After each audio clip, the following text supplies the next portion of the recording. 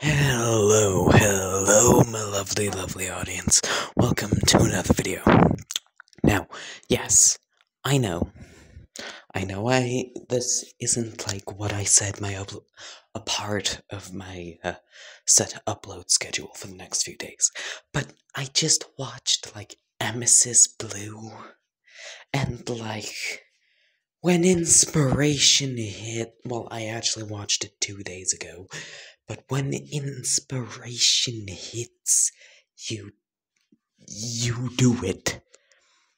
So, yeah. Welcome to What If Izuku Midoriya, aka Deku, had the quirk, immortality. Anyway, now some sharp-eyed fanfiction bugs in my audience might see a resemblance of this What If and another pretty popular fanfiction out there. If you do see it, leave a comment in the description. Not just leave a comment. I want to know how many of you actually know the fanfiction that some of this quirk will be based off of. Well, a good portion of it. Just my own kind of spin on it.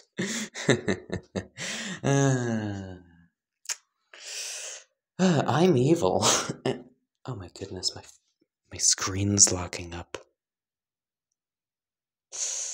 That isn't good.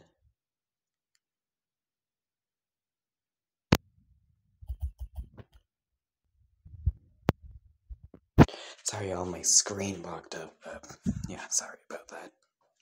Anyway, let's just get on to the what if. Now,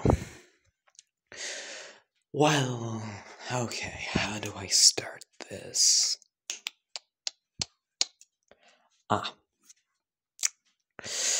Izuku Midoriya, a 4-year-old boy, playing with his friend Kajan. Well, less so playing and more so getting his ass whooped by Kacchan. Well, Kacchan, better known as Katsuki Bakugo. Just more so playful fighting. Bakugo hasn't quite become a douchebag yet. So, Bakugo would, swing at Izuku, his quirk going off. It was meant to be kind of a weak explosion, but children at his age, having just unlocked his quirk like a week ago, don't quite have that good of a grasp on it. That plus, children don't really know their own strength a lot of the time, so they end up breaking things.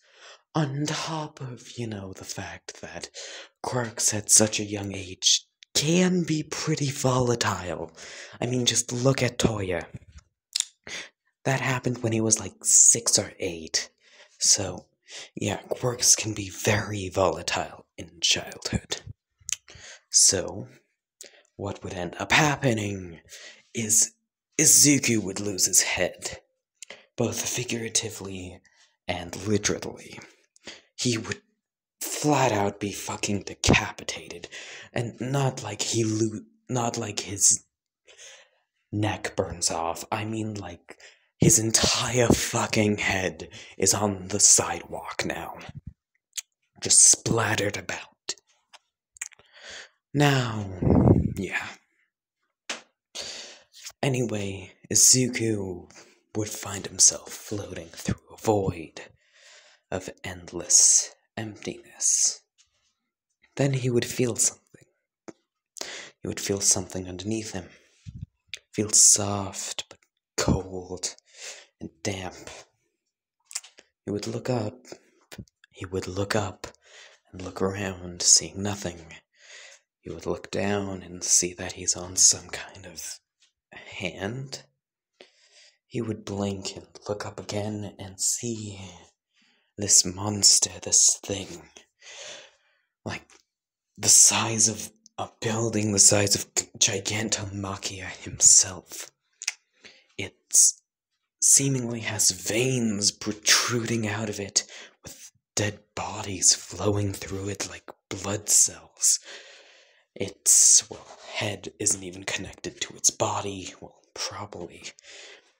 It's just a floating head, only anchored to its body by its, well, see-through veins with the corpse blood cells.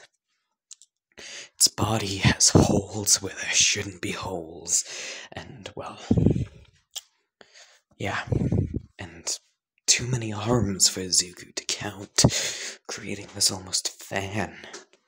Every time his gaze moves somewhere, new arms and new holes would form in places he had already looked, making it so he can't really get a proper picture of this thing. Because old holes would close, old arms would seemingly just disappear into nothingness. The creature would have tentacles for a face, just a mass of swirling tentacles bleeding into one mouth. It would slowly turn to face Izuku, seeing Izuku in its hand. Weirdly enough, Izuku isn't freaked out by this thing, or even scared. In fact, it all feels weirdly familiar to him, like he's been there before. The creature would speak in an incomprehensible tongue. Well, incomprehensible to anyone except for Izuku. He doesn't know why, but the indiscriminate clicking and almost static that seems to make up its voice makes sense to him. He can understand it. It would go, "Well, hello there. Welcome to Purgatory. You, well, I guess are supposed to be here. Maybe not. I don't quite know myself." Zuko would just kind of tilt his head and ask, "Who are you?" Well, give me a moment. The creature would seemingly be stunned a bit by Zuko's boldness, as it would state, "Aren't you afraid of me?" Zuko would simply shake his head and say, "Nope."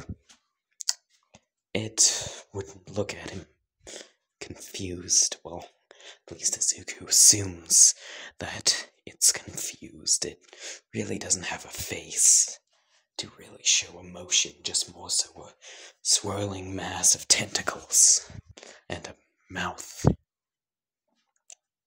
As well, it would go, "Oh, well, I am known by many names, child, but since I do believe we will be meeting again, and often, you may refer to me as Julia." Zuko would just kind of stare at the creature for a moment, him knowing very basic English, because, like, his dad works overseas, so he kind of teaches Zuko some English. Remember Japanese. Anyway, Zuko knowing very basic, rudimentary English would be like, "Isn't that a girl's name?" The creature would just kind of be like, the creature would just go, "Yes, I guess if I had to choose one of your human genders, I would be female." Zuko would just kind of look around at the thing, like its endless holes and arms, as he would just go, "Huh, neat." The creature would just kind of respond with, "The fact that you are unaffected by any of this paints a rather concerning picture." Zuko would just kind of shrug. Anyway, so,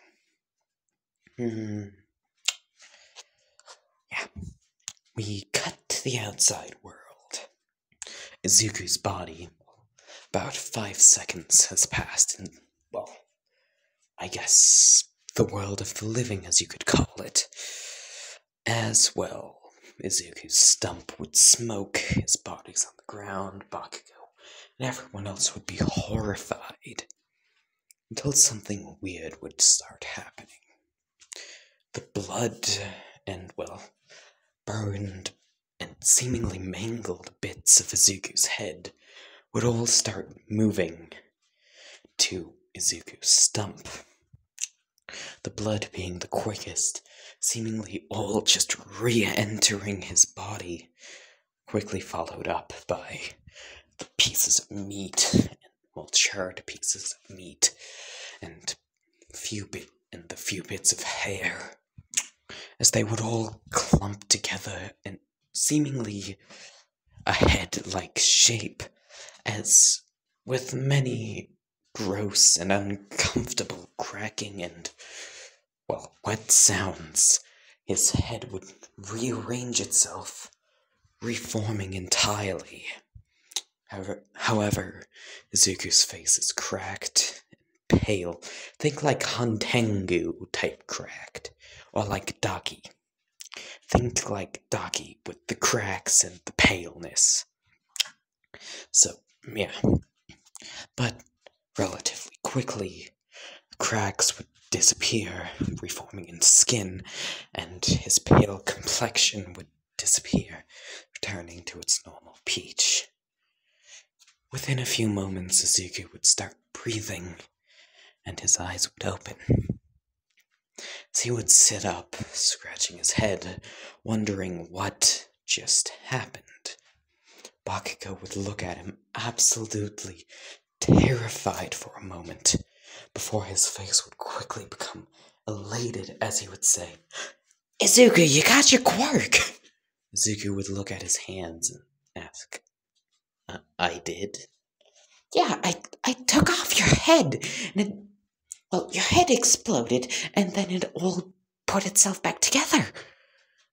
Izuku would, think for a moment before saying, yeah, I do remember feeling pieces of me being broken off. Yeah, I guess so. Anyway, yeah. Inko, would eventually be told of what happened. As you can guess, Mitsuki was very, very mad, so was Inko, and, y'all know that, JoJo's meme where, the crew, from, I can't remember which part it was from right now, but it was like the Mafia gang, the Mafia team. Yeah, that group of guys, that, group. Remember the meme that just involves them all stomping on, one guy? Just absolutely dogging him. Yeah, that was Bakugo. Well, the guy being stomped on was Bakugo. The people stomping on him was Inko and, Mitsuki. Anyway, so, yeah. Izuku would be taken to the quirk doctor, and he would be told his quirk. Well, Miss Izuku. Well, I mean Miss Midoriya and little Midoriya. Yeah. The doctor would speak. Sorry, brain diaxy not working properly, I guess. Just brain fart moment. Well, Miss Midoriya and Izuku Midoriya. This was after, a few blood tests. It appears that your son's quirk is blood-based, and before you ask, no, he won't have to drink blood for his quirk to work.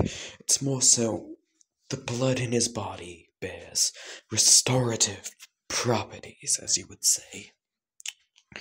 It's capable of fixing, restoring, or killing anything that could possibly harm his body.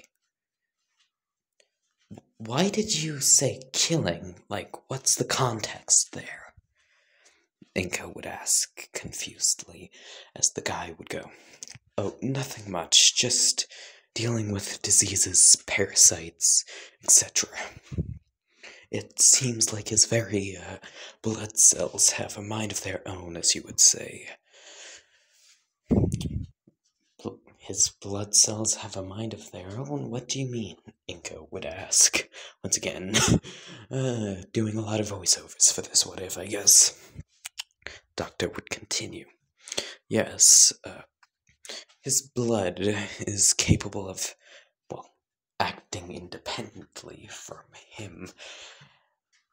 His very cells themselves are, well, multicellular in nature, little scurrying like creatures that, well, seem to move together to bring oxygen throughout his body. But they can also move and return to his body if he ever gets injured and starts bleeding, meaning this kid won't suffer from blood loss whatsoever. All his blood will just naturally return to him and fix whatever damage has been caused to him. It's honestly quite remarkable. He's practically a perpetual motion machine.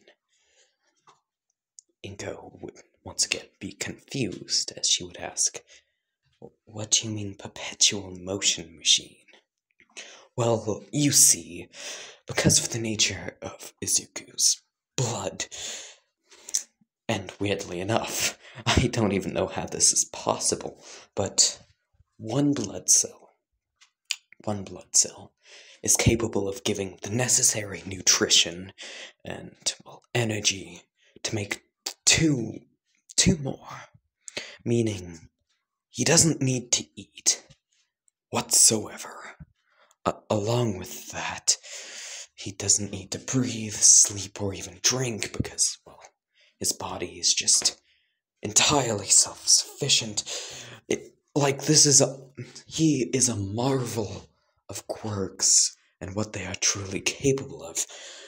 His body is capable of working through carbon and creating oxygen in the same way a plant would.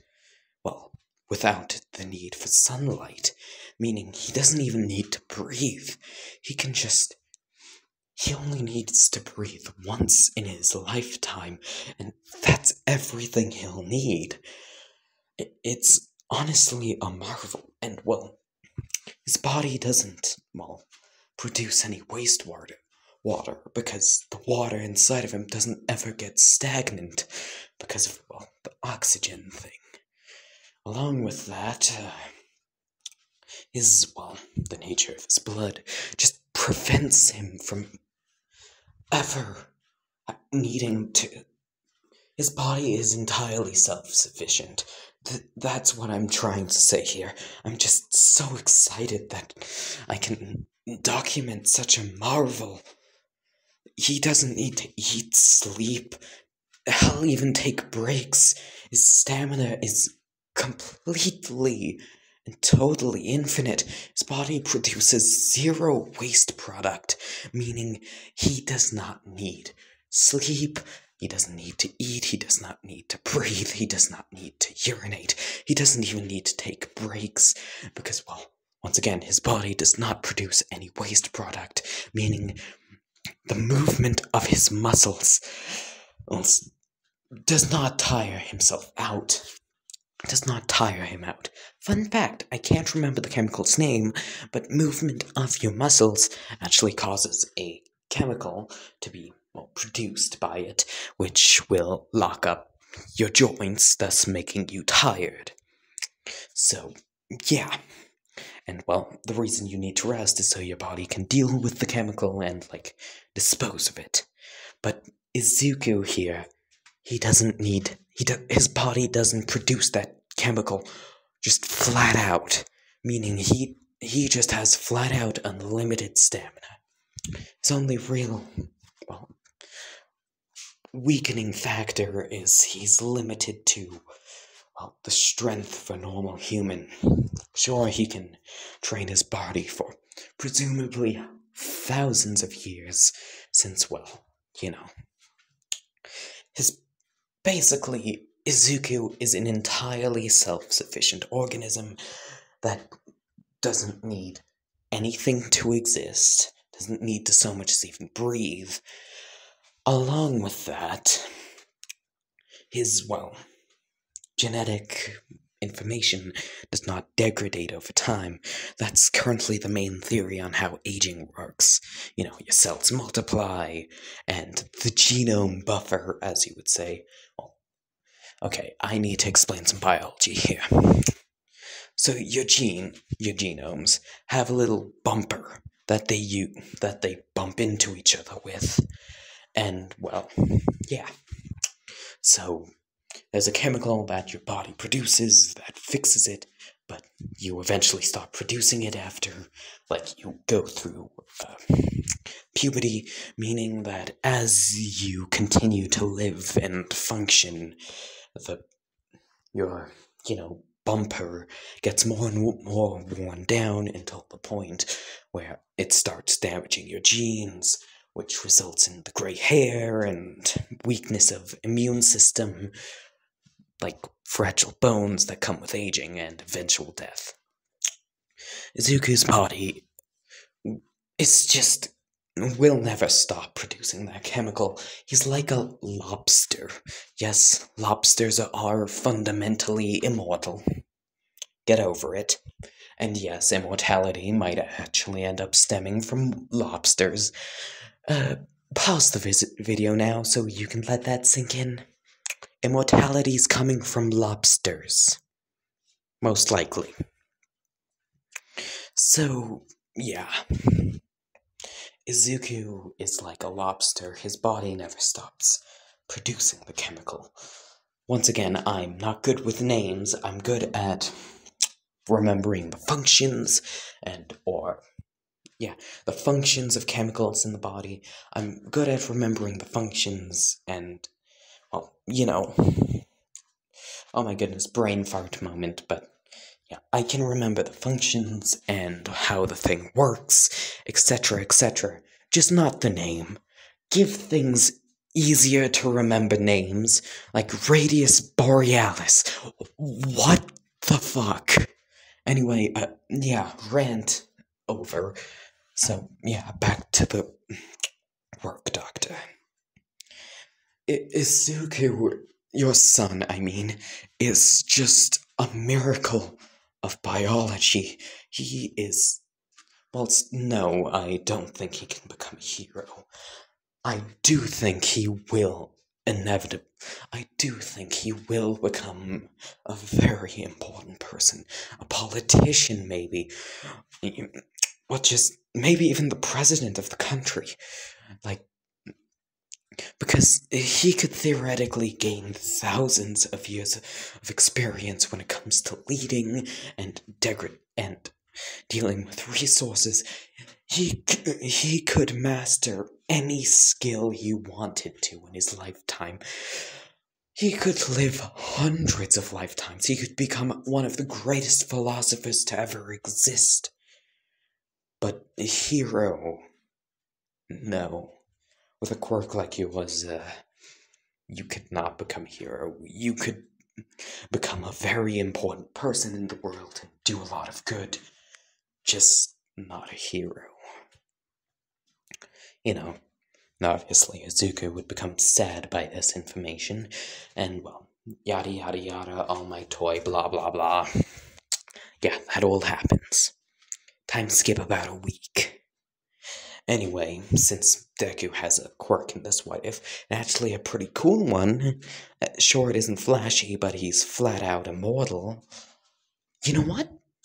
Fuck it! Quirk hierarchy! Yeah, I'm gonna start adding that more and more into my what ifs. So, yeah, Izuku's quirk is obviously a mutation type, so quirk hierarchy. Izuku is literally just barely above someone who's quirkless in social status, meaning, you guessed it, severe mental abuse for his entire childhood. Well, mental and physical, but they can't ever prove the physical part because his body is always fixing itself perpetually. Now, do not worry, those who know what the quirk is based off of. Do not worry. This is not a ripoff. This is, well, think of this as the Omni-Man to that original one's Superman. Because this has A, different story, and B, a much, much, much, much more, horrifying effect on the physical body, as you would say. But we aren't into that part of the what if yet. We are gonna get into it soon, but not now, not yet. Oh. Consider this my Halloween special to you all. It's probably gonna come out either earlier or sooner than Halloween because it isn't actually a holiday in my country. But yeah, consider this as the Halloween special. Anyway, so yeah, Bakugo would have the habit of just flat out killing Izuku multiple times a day to relieve stress and etc. Meaning Izuku gets to talk with Julie more and more. And he learns a few things. First of all, he learned that punishment in hell is not eternal, it's more so, you work off your crimes type thing. Yes, the funny mustache man is still down there. Yeah, he's still down there and he has another 1 billion years to go. Well, couple million, I guess. I'm just gonna add this in. You know what? Yeah, 1 billion. Like, I can't do maths, but I'm just gonna say that for every person you kill in your life, you spend that person's remaining lifespan down under. No, that person's full lifespan down under. So if you killed, I don't know, the queen, slat. I'm not saying the queen was a slut. No, I was making a reference to a YouTuber called J Slat. He made a tweet predicting the queen's death date, and she actually died in, like, that month. He didn't give, like, a specific day, to my knowledge. He just gave a month, and the queen died in that month. So, yeah, I was just referencing that. I was not calling her a slut. May her soul rest in peace. But, yeah. So you live out that person's full lifespan. And, well, considering, war crimes also add on to that, just crimes in general add on to the time spent in there. Funny Mustache Man will spend a significant portion of human history down there. Why did oh my goodness, I spent like a full 2 minutes talking about that. Yeah, sorry about that, but yeah. Anyway, good grief, how do I even carry on with the what if after that? Okay, let's just continue. Izuku would learn a few things. You know, about how long you spend in Down Under, how long you spend. He also learned that heaven is real. On top of that, he learned that, well, him and Julie are in a place called Purgatory. It's technically the waiting room whilst you possibly end up up. It's technically a waiting room where, you know, your sins will be weighed against your, the good things you've done, and you'll either go up above or down below. So, yeah. But it's also the most severe punishment, because instead of experiencing something like pain or needing to do an arduous task over and over and over, you know who I'm referencing, you just end up floating in an endless void, unable to sleep, unable to eat, unable to drink. You just float in an endless void for centuries and centuries. ways. It is both the waiting room and the most severe punishment of them all. And yes, before you ask, the German painter is there. He is just floating there, and has been for hundreds of years, in complete and total nothingness, with nothing to do, nothing to say, nothing to even... nothing. Nothing. Not a single sight, just endless blackness and darkness all around him. Why am I describing this? Okay, let's continue. Anyway, so, yeah. Izuku would talk to Julie more and more, and he would start noticing something about her, in quotation marks. She seems to be, how one would say, rather obsessed with him. He is technically the only quote-unquote mortal who can gaze upon her true form without going absolutely insane. And apparently, well, Izuku would later find out, his quirk has an effect on his very soul. It's the reason why, well, his body works the way it does. And how, well, I won't spoil it, but let's just say his quirk affects a lot more than just blood. Well, it can do a lot more than just piece him together with his blood. A lot. But yeah, Izuku found out that his quirk even affected him in death. Well, technically death, quotation marks.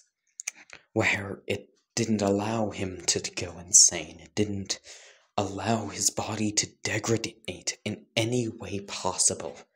It is physically impossible for him to go insane or mad or so much as even, well, yeah, it's impossible to degrade for him. Once his body achieves something like muscle mass or a new level of mental stability, he's stuck there. He can't go down. He can't ever go down. And, well, throughout his life, he always wonders if that's a good thing or a bad thing. It's something that he's always wondered about. Anyway, so then, give me a moment. Inko would eventually get into some trouble with the Yakuza, and they would take Izuku forcefully. Non-quotation marks. They did actually just fucking steal Izuku so that Inko can pay off her debts. Yeah, just forcefully. Anyway, so, yeah. Eventually, well, Izuku would end up in an odd facility where, well, the limits of his quirk would be tested, and they would see what would happen when he was given trigger. Now, there are a few cardinal rules of the universe. One of them is, for the love of everything that exists, don't give Izuku trigger. You will learn why in a moment. But, well, let's just get into the moment where Izuku takes trigger. Now, Overhaul had just used his quirk, well, Overhaul, to entirely eviscerate Izuku's arm. Like, entirely, not blood splatter. Like, atoms type thing. And, well, he just broke it down into the atoms itself. And, well, it would start growing, but Overhaul would give Izuku a dose of trigger. And, well, snap, snap, crack, snap, crack, and a crunch.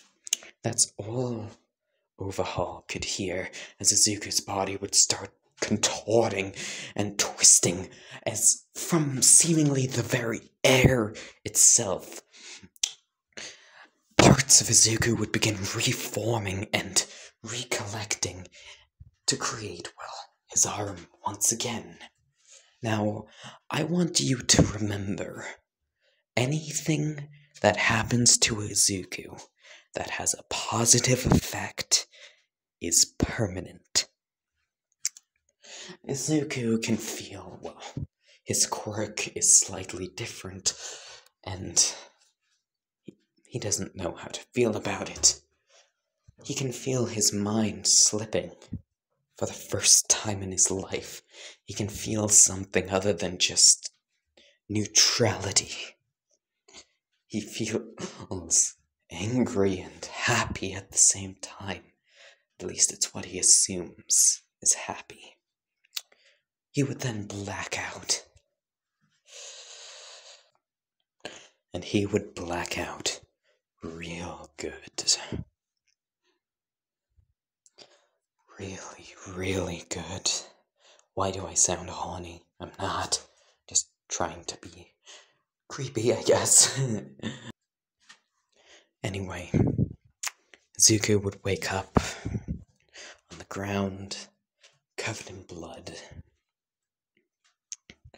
He would look up and see one of his cellmates. In front of him, her corpse lay disemboweled and her throat lay slashed open. Zuko would quickly scurry over to her and cut his hand, trying to see if his quirk works on other people. His blood would drip into, well, her neck and her open stomach, but it would do nothing. And Zuko would sigh, thinking she's actually dead, before he would get an idea. He would think to himself, my quirk works on my body, so maybe it needs a piece of me. So maybe it needs a piece of me to jumpstart the process. Well, like a set of jumper cables. Or like a factory for my cells to work with. Yeah, that has to be it. He would say, reaching into his eye and ripping it out.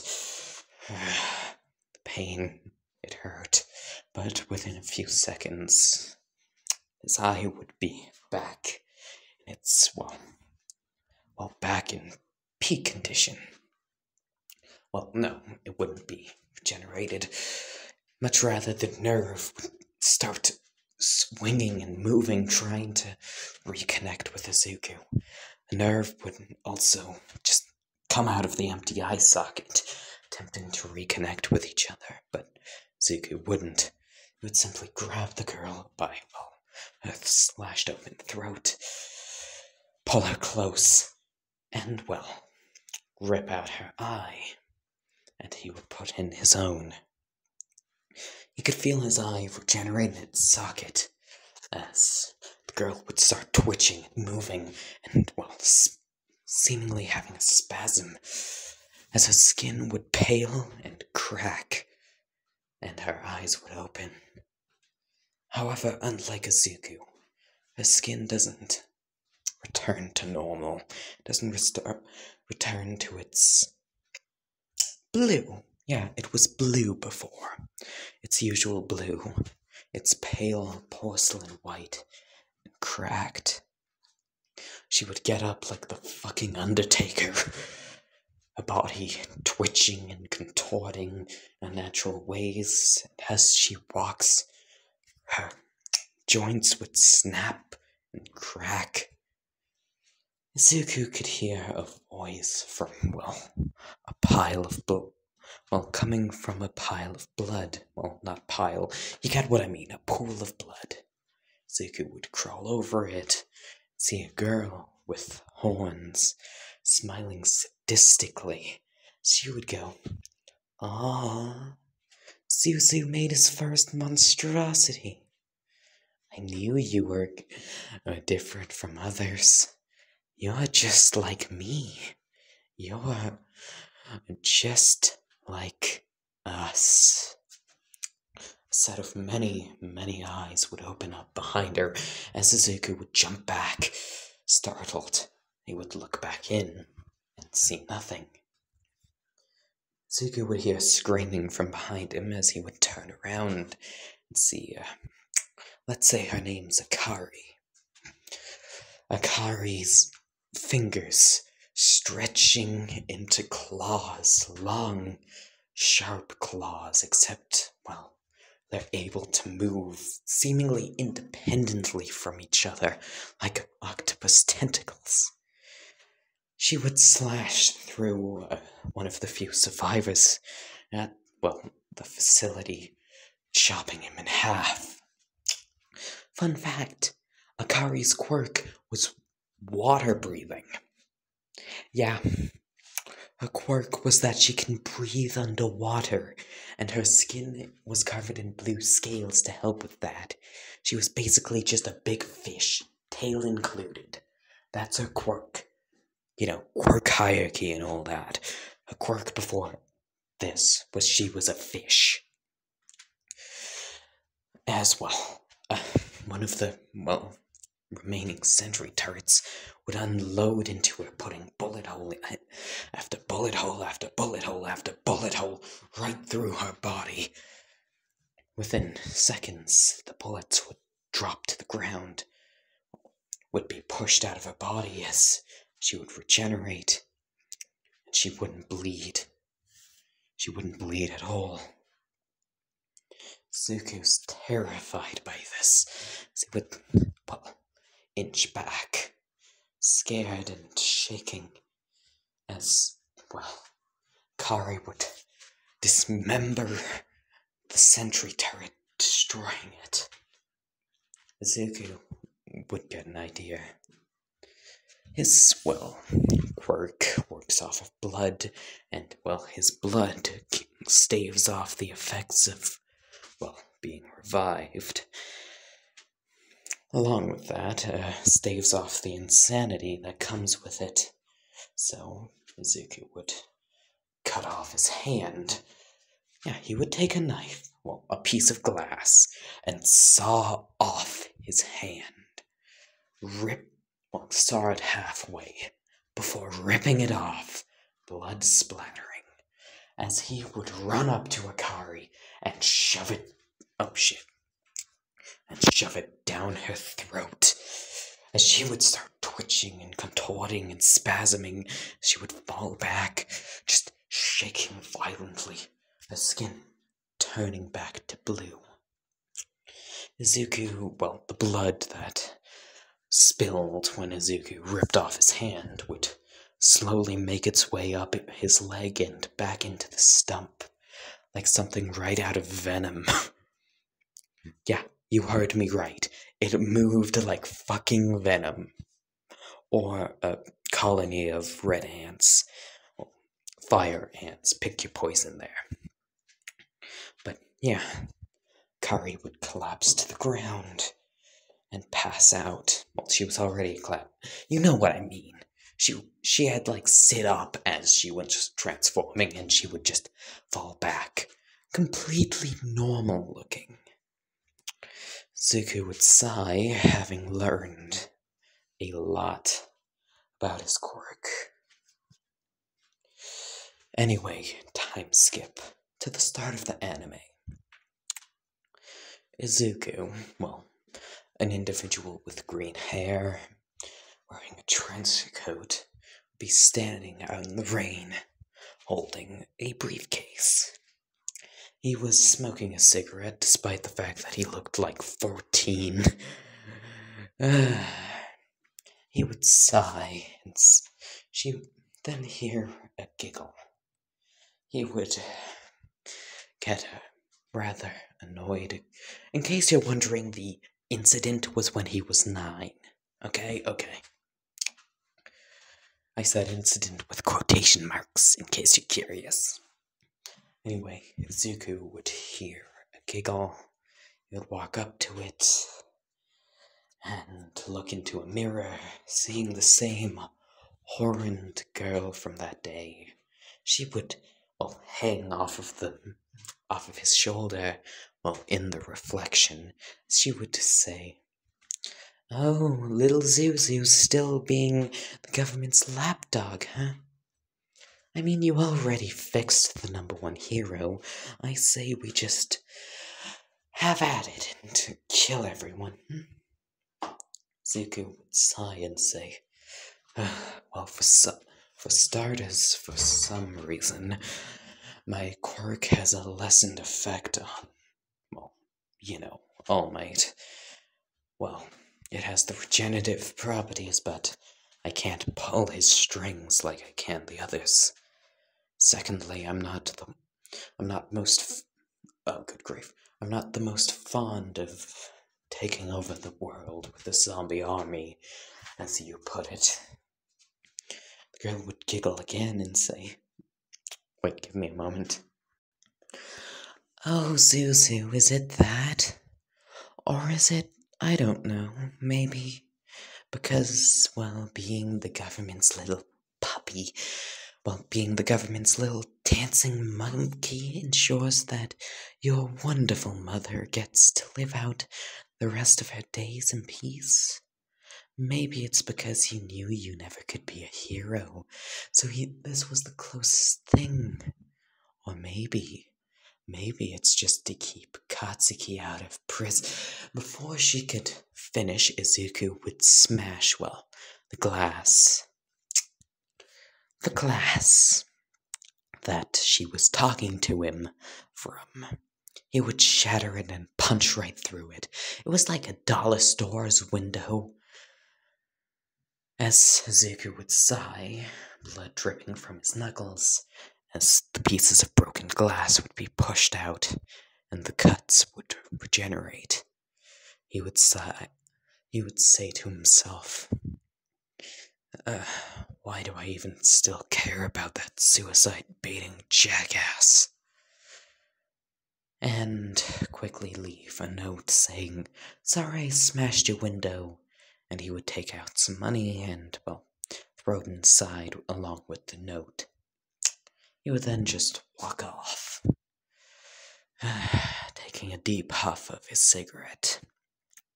In case you're curious, Izuku returned to his mother after the incident with Akari. She went to a mental institute to, get her life in check because, the whole being overhaul experiment thing really does mentally break you. Zuko visits her like every week or so. And yes, she does. She is capable of independent thought. The amount of blood Izuku gave her was enough to stave off the adverse effects of coming back, as he would say. I said that with quotation marks too. Izuku would walk down the road, walk down an alley, drop off a briefcase. As, a large, muscular man wearing, a white porcelain mask would walk by and pick up the briefcase and walk off. Zuko would sigh, taking a step forward before bang, and he would feel a hole through his head. His blood would quickly move back to fill up the hole.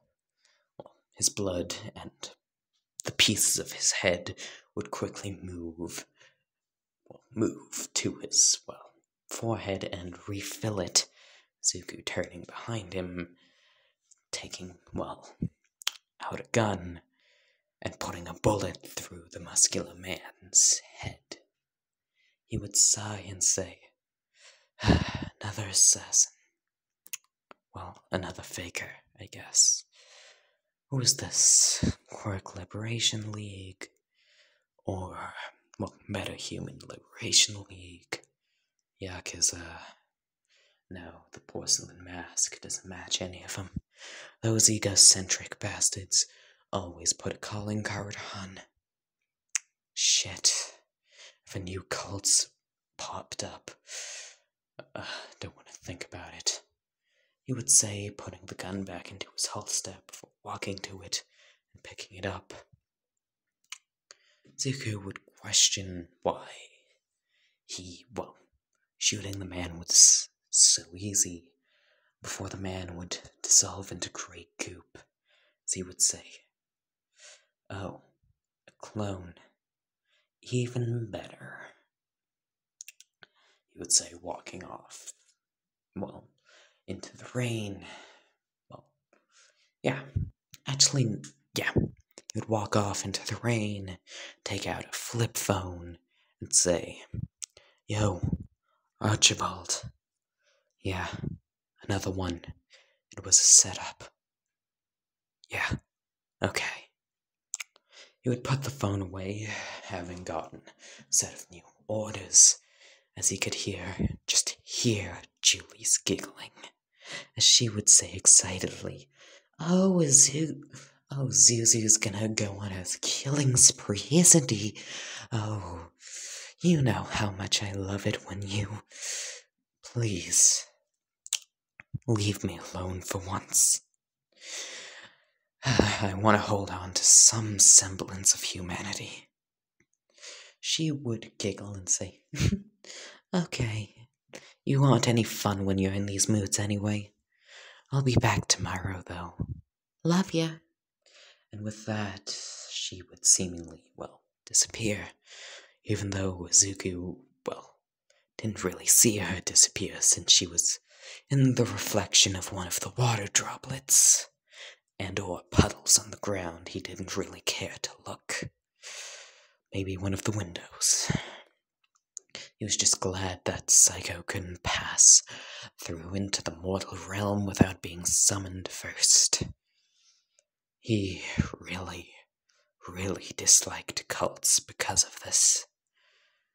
Anyway, so, yeah. Izuku would, walk off into the rain. Time skip about 2 weeks. Toshinori Yagi, number 1 hero, is, on the crime scene of, what many would consider a massacre. 30 people dead. Everyone inside an apartment building, smoking bullet hole through the head. Presumably through the head. There was no bodies. However, there was the outlines of quirk usage and, remnants of blood. And by outlines of quirk usage, I mean like fire quirks, creating a outline of people before incinerating them, Looney Tunes style. Along with that, there were many dismembered body parts. All Might would naturally be very confused by this, till he would hear the sound of a cigarette lighting. He would look behind himself, see a 14-year-old boy, green hair, freckles, slightly darker than usual hair, and one red eye, another one green, another one just fucking black with a white pupil. As he would say, "I used to look up to you, Yagi, till I learned what happens behind closed doors to keep up your reputation. One person I thought that wouldn't be supporting the whole quirk hierarchy thing." He would take a huff of his cigarette before breathing it out, as he would say, "Archibald wants you to drop the case. Says it's better left untouched." Yagi, already knowing what happened, would say, "It's disappointing to know such a starry-eyed younging is being used for these tasks by him. Why do you do it?" Izuku would... Oh my goodness, I had a brain fart there for a second. Izuku would stay quiet, simply smoking a cigarette, as he would walk up to All Might and pass him a briefcase, saying, "Consider it. Archibald really doesn't like getting his hands dirty. There's a good amount of cash in there. er, good grief, a letter for a paid vacation, the works. Also, a few, also some information on the whereabouts of All for One. Turns out he isn't dead. But knowing you, you really can't finish anything, can you?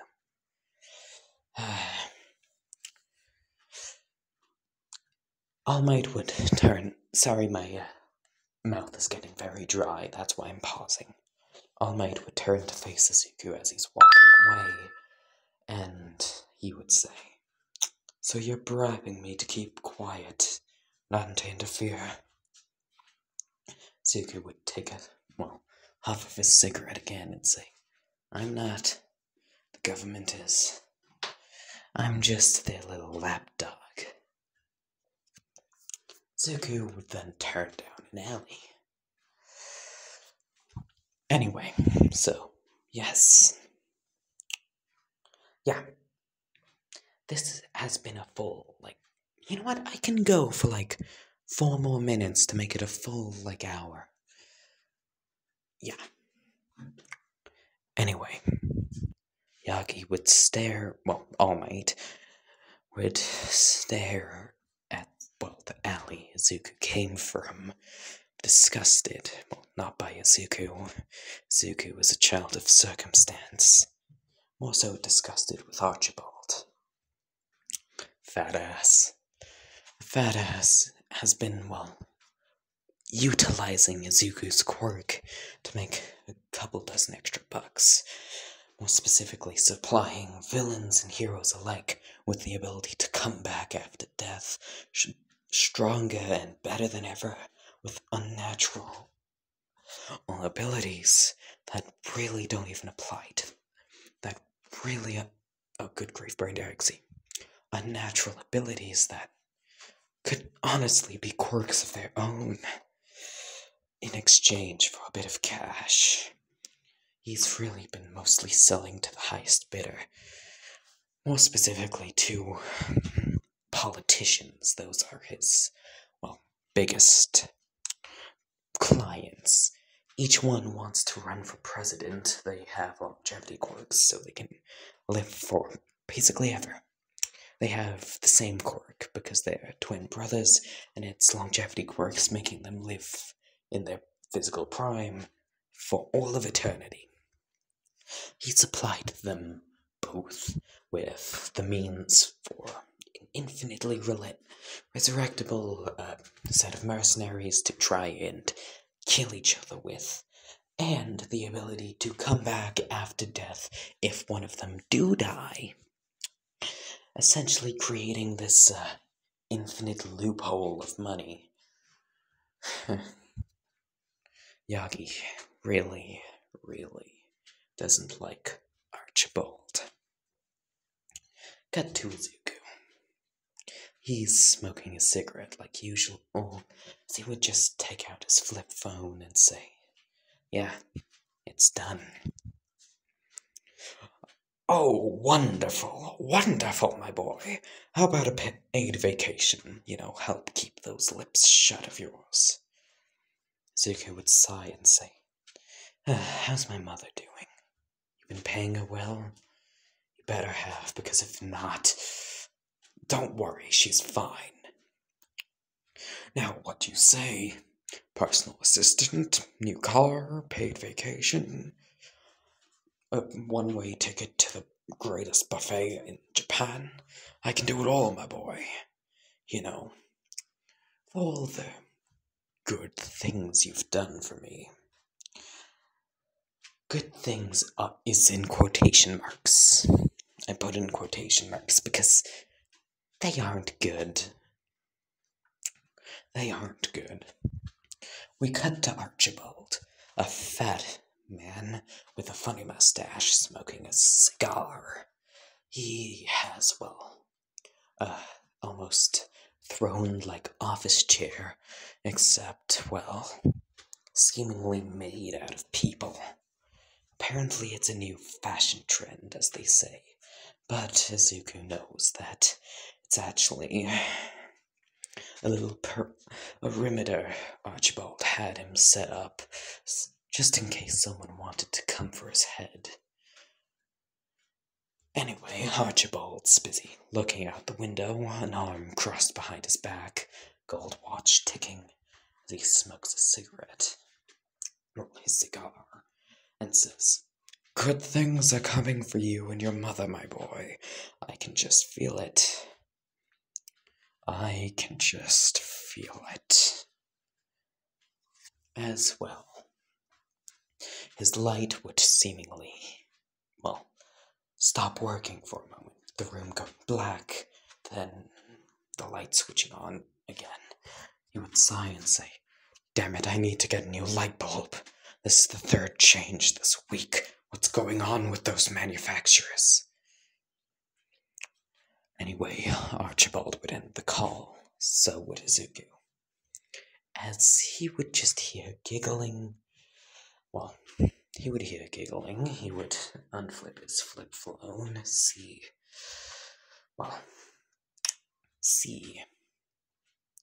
Julie smiling evilly, holding on to his reflection, smiling widely, which is never good, as she would just say, "You know, Zuzu, I wasn't really interested in the, human world before I met you, but ever since I did, I realized how much fun it is.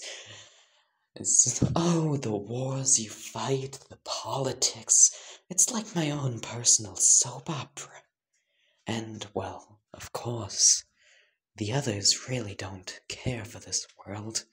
So I get both you all to myself and this wonderful soap opera of a world all to myself. It's a shame that we're gonna dominate it one day. But don't worry. I'll find another reality for us to watch. Maybe you can get involved in. Who knows?" Zuko would sigh before closing its flip phone and putting it in his pocket, as he would say, "Yeah, not in a million years." So he would just hear a distant giggle in his ear as she would say, "I can wait."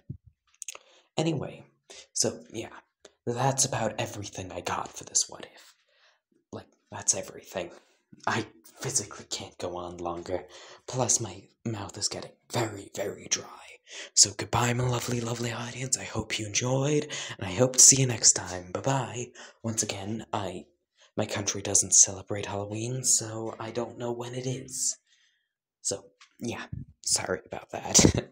I know I could probably just Google it, but I'm lazy. It's like 12 right now. So, yeah, goodbye, my lovely, lovely audience. I hope you enjoyed. And I hope to see you next time. Bye-bye.